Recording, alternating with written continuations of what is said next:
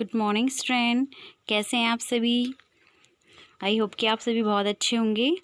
आज हम आपकी संस्कृत माधुरी किताब से क्या पढ़ेंगे, लिंग, वचन और परिचय, और उसमें हम पुल्लिंग शब्द भी पढ़ेंगे, शब्दा। इससे पहले हमने क्या पढ़ा था, संस्कृत वर्णमाला पढ़ा था ना आपके पहले पाठ में। तो आज हम लिंग, वचन, परिचय, पुल्लिंग शब्दा पढ़ेंगे। आप सभी ध्यान से देखेंगे। संस्कृत में लिंग किसे कहते हैं। लिंग का अर्थ होता है चिन्ह या प्रतीक, जिसके द्वारा यह पता चले कि अमुक शब्द संज्ञा स्त्री जाति के लिए और अमुक पुरुष जाति के लिए प्रयुक्त हुआ है, उसे लिंग कहते हैं। तो आप अपने इस पाठ में पढ़ेंगे लिंग। लिंग क्या होता है, एक चिन्ह या प्रतीक होता है जो स्त्री या पुरुष होने का हमें ज्ञान कराता है या ज्ञात कराता है कि कोई भी वस्तु या प्राणी या कोई जगह, संज्ञा जो भी है वह स्त्री जाति है या पुरुष जाति है, इसका ज्ञात जो हमें कराता है वह लिंग कहलाता है। अब आप आगे देखेंगे। अब लिंग के कितने भेद होते हैं। लिंग के 3 भेद होते हैं ना। संस्कृत भाषा में प्रत्येक अर्थबोधक शब्द 3 लिंगों में से एक लिंग होता है, और उन लिंगों के नाम ये हैं। अब देखेंगे, पुल्लिंग, स्त्रीलिंग और नपुंसक लिंग।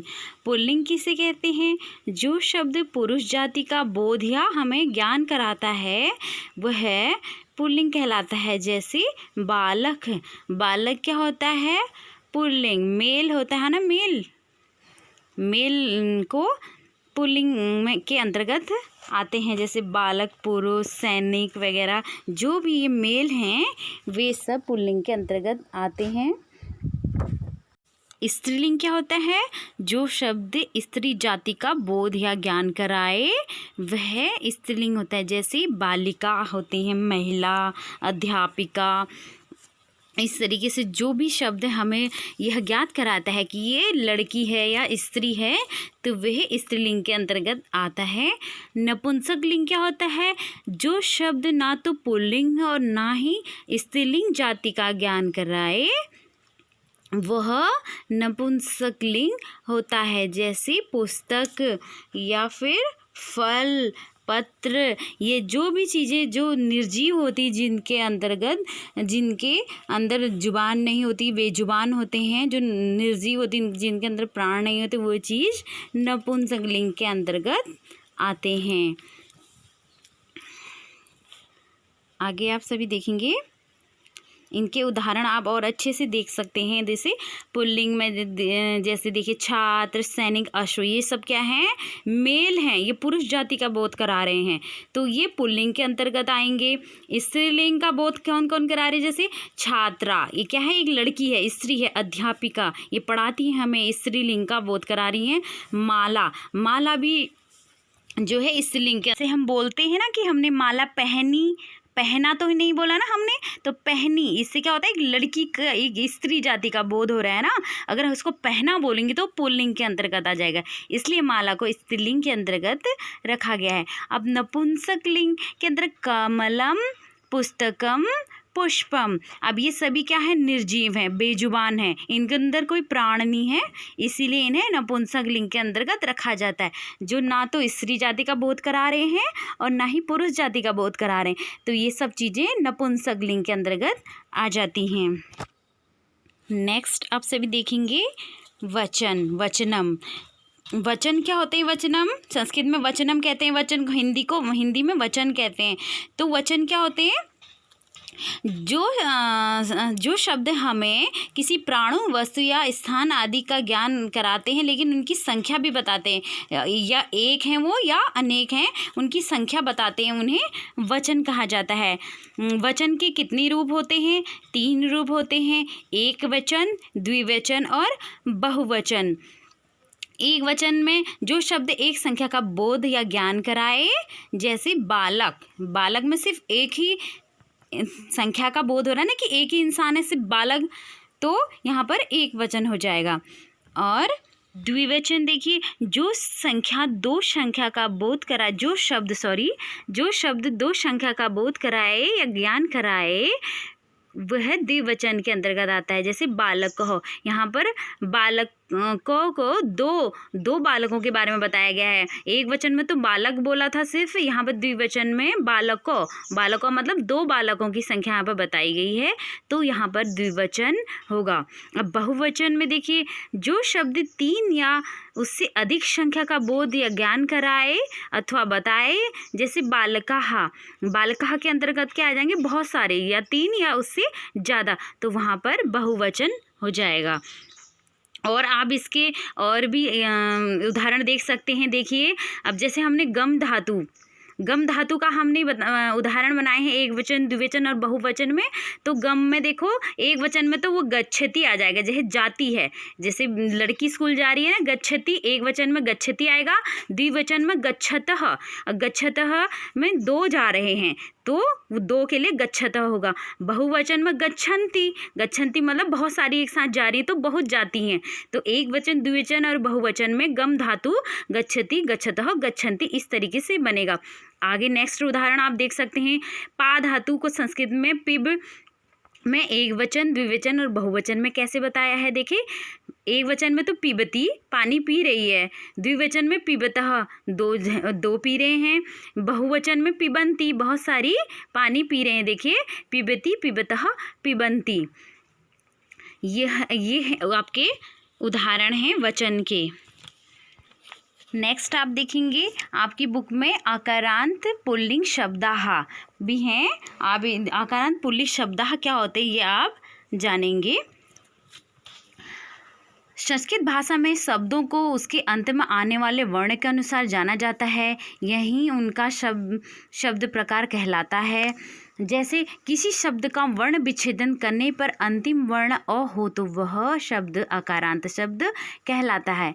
तो आप सभी समझे, किसी भी एक शब्द का अगर हम वर्ण विच्छेदन करते हैं, उससे अलग अलग तरीके से उसे लिखते हैं, तो उसके शब्द के अंत में अगर अ आता है तो वो शब्द आकारांत शब्द कहलाते हैं। जैसे आप उदाहरण में देख सकते हैं, नर का आपने वर्ण विच्छेदन किया है, उसे अलग अलग तरीके से लिखा है, तो वो कैसे उसका वर्ण विच्छेदन, नर में न, धन अ, धन र, धन अ का वर्ण विच्छेदन ऐसे किया गया है नर, तो उसके अंत में क्या आया है, अ आया है। तो ऐसे शब्द जिनके अंत में अ आए आकारांत शब्द कहलाते हैं। आपके इस चैप्टर में अभी सिर्फ आकारांत शब्द के बारे में बताया गया है, और इस उदाहरण में आपको आकारांत, इकारांत, इकारांत, उकारांत, उकारांत, ऋकारांत, नकारांत ये शब्द उदाहरण दिए गए हैं। ये आप अपनी नेक्स्ट चैप्टर में पढ़ेंगे।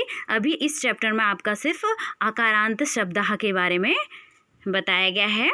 आकारांत शब्द को किनके अंतर्गत रखा जाता है, अजंत शब्दाः होते हैं जो स्वरांत शब्दाः, उनके अंतर्गत आकारांत पुल्लिंग शब्दाः आते हैं।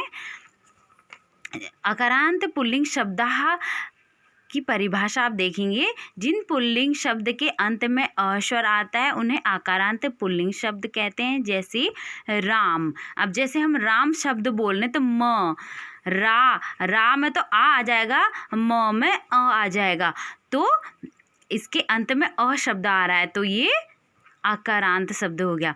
ऐसे ही अमर, बालक, देव, नर आदि ये सभी शब्द क्या हैं, इनके उच्चारण के अंत में अ शब्द आ रहा है तो ये सभी आकारांत पुल्लिंग शब्द के अंतर्गत आते हैं। आकारांत पुल्लिंग शब्द के रूप कैसे बनाए जाते हैं, देखिए, बालक शब्द के रूप बनाए हैं प्रथम विभक्ति में, एक वचन में बालकः, द्विवचन में बालको, बहुवचन में बालका। तो एक वचन में बालकः में एक बालक के लिए एक शब्द यूज किया गया है, द्विवचन में बालकोः 2 बालकों के लिए, बहुवचन में बालकाः बहुत सारे बालक, 3 या 3 से अधिक बालकों के लिए शब्द प्रयुक्त किया गया है। अब विभक्ति में जैसे शाद विभक्ति होती और अंत में संबोधन होता है, तो इसी तरह बालक के रूप आप देख सकते हैं कैसे बनाए हैं। द्वितीया में बालकम, बालको, बालकान, तृतीया में बालकीन बालकाभ्याम बालके। चतुर्थी में बालकाय बालकाभ्याम बालकेभ्य। पंचमी में बालकात् बालकाभ्याम बालकेभ्य। षष्ठी में बालकस्य बालकयो बालकानां। सप्तमी में बालके बालकयो बालकेषु। लास्ट में संबोधन, हे बालक, हे बालको, हे बालिका। तो आकारांत पुल्लिंग शब्द के अंतर्गत एक वचन, द्विवचन और बहुवचन में बालक के ऐसे रूप बनाए गए हैं। आप सभी ध्यान से ये चीज़ें पढ़ेंगे और समझेंगे। आपने आज लिंग, वचन और परिचय पाठ में अपने क्या क्या पढ़ा? लिंग पढ़ा, वचन पढ़ा और आकारांत शब्द पढ़े। लिंग के बारे में आपने क्या पढ़ा कि जो स्त्री जाति और पुरुष जाति का बोध कराए वे लिंग के अंतर्गत आता है। और वचन जो एक या एक से अधिक वस्तुओं का हमें ज्ञात कराते हैं वे वचन के अंतर्गत आता। किसी भी प्राणी, वस्तु या स्थान का बोध कराए जो हमें उसके एक वचन में, द्विवचन में या बहुवचन में, वे वचन के अंतर्गत आते हैं। और आकारांत शब्द वे होते हैं जिन शब्दों के उच्चारण के अंत में अ आता है, वे शब्द आकारांत पुल्लिंग शब्द कहलाते हैं। आप सभी को यह पाठ अच्छे से समझ में आया होगा। नेक्स्ट हम इसका अभ्यास आपको भेजेंगे। धन्यवाद।